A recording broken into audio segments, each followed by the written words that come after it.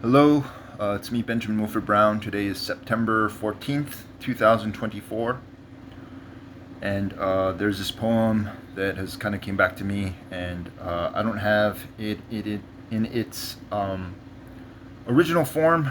I remembered bits and pieces of it, and I guess I should probably be recording these things because they might be sort of important to somebody or sort of important to somebody or something out there. And it's actually a poem about how I used to be really under the influence of crystal meth and heroin. And my addiction was so that I was shooting heroin and crystal meth every day. And I was smoking pot and drinking every day. And I was really not in control of myself because I'd lost my father and I wasn't capable of really working, and I wasn't really capable of doing anything productive. I usually used to just spend most of my nights um, doing things like playing guitar and writing and drawing, and also for the scientifically curious out there, masturbating, which was rather embarrassing. But I know somebody somewhere intended for me to be very obnoxious to people that were observing me.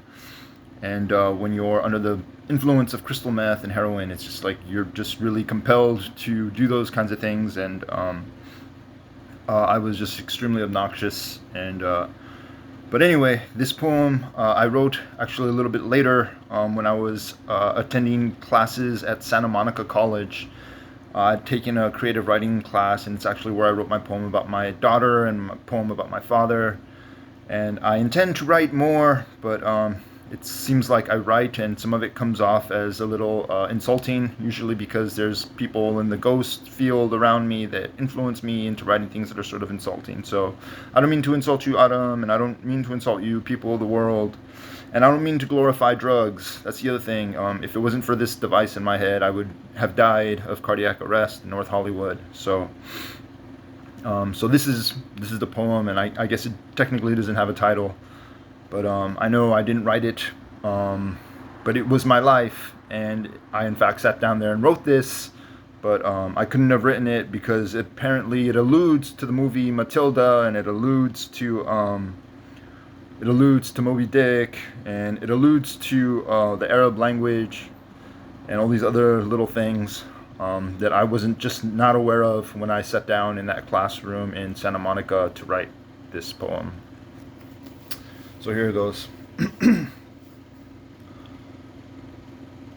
Warm saline veils, blinds and binds, like shutter blinds, peering from behind. Dial tone times, 3 cities away. I'll have lunch at noon. A feast, a beast, faux renegade with lemonade. Search engine results for definition.